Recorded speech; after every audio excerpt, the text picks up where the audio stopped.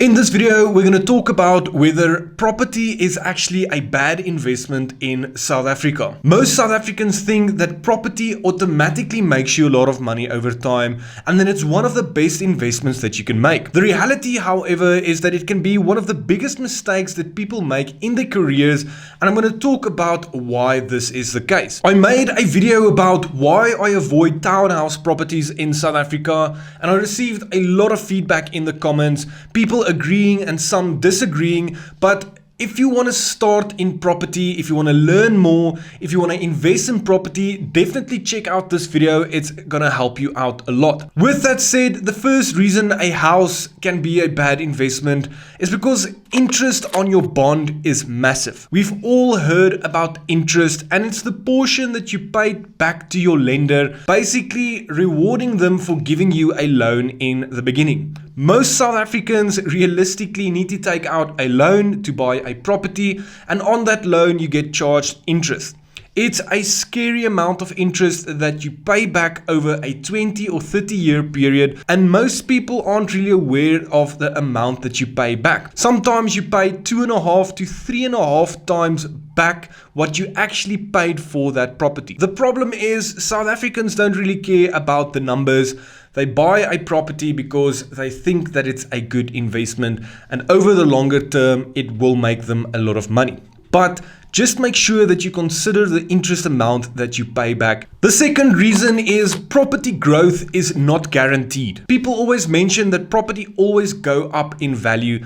Unfortunately, that isn't always the case. Of course, it depends on your location, the local demand, and economic growth in South Africa. And these factors ultimately determine whether property values actually grow or not. In most suburbs or in most areas, obviously, we're not talking about Cape Town or the Western Cape, properties don't really go up in value. And if it does, it's a very small amount, maybe 0.5% or 1%. And that brings me to the third reason: inflation can hide the real returns. People always say that their property doubled in value over the last 20 years, and it sounds so impressive. But if you think of it, inflation has doubled living costs and prices overall over that same 20-year period. It basically means that your property didn't actually double, it just grew with inflation. Don't get me wrong, this is fantastic, and that is why people call property an inflation hedge,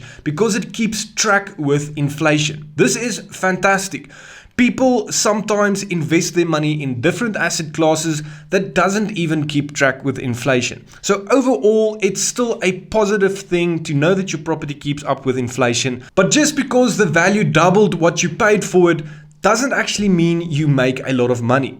The fourth reason is that maintenance never stops. There might be 6 months or 12 months or even 2 years where there's no repairs or maintenance needed, and then year 3 comes and there's a hell lot of maintenance. The reality is, to keep a property in good condition, to keep its value up, and to help your property get the best price when you eventually want to sell it, you need to keep up with maintenance.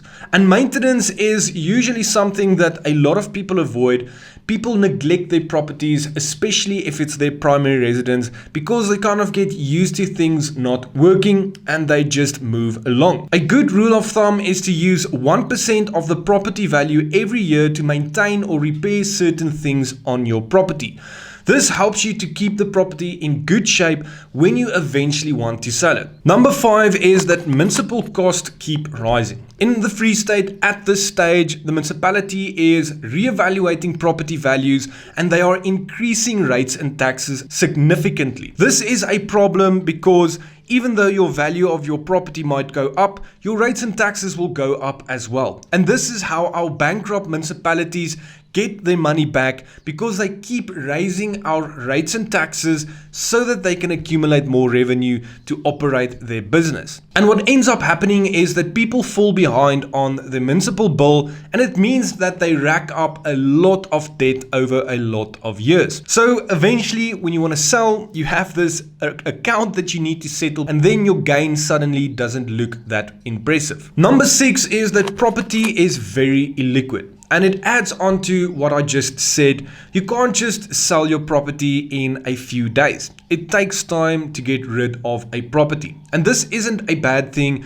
because brick and mortar property gives you protection and it's something that you can actually feel and touch, which is fantastic. But if you need money urgently, property is very illiquid. And what happens is that most families or most professionals invest all of their money into their property and often pay off their properties quicker, but all of their money is basically sitting in one asset. Yes, you have things like an access bond that you can use, and I'll definitely recommend using an access bond, whether it's the option that decreases your loan term or the option that decreases your monthly repayment. An access bond is a fantastic way to kind of get rid of the illiquid part of property. But the reality is that most people don't even use access bonds and they pay off their properties, and once it's paid off, you have this chunk of property worth 3 million Rand, but you can't actually get access to that money. Reason 7 is that transaction costs are high.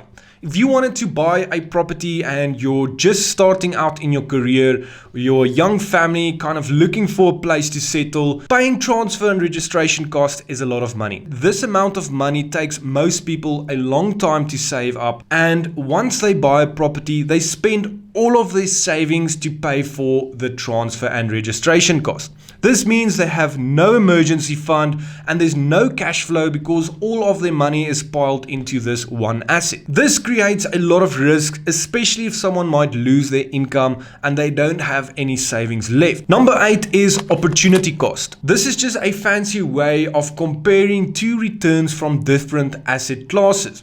What amount of money can you make if you buy a property and you pay it off over 30 years compared to investing in an index fund within a tax-free savings account? This is going to be very important as your net worth grows because you need to compare which investment will get you the best return and make your money work the hardest. And this ties into number 9, which is a concentration risk. Because a lot of South Africans, I would say most South Africans, put all of their money into their property. They spend all of their bonuses or their savings on renovating and increasing the value of their property and building on and doing nice and cool things on their property, meaning that all of their extra income is focused onto that one asset. And this creates a concentration risk. And this brings me to the last point, which is a house is more often than not a lifestyle choice and not an investment decision. I want to end off this video by saying this is the reason why most people buy property. Because of lifestyle, not because of investment. I own my primary residence and I'm a big believer that a house can be a good investment because we all need a place to live. And one of the biggest advantages with owning your primary house is stability and security.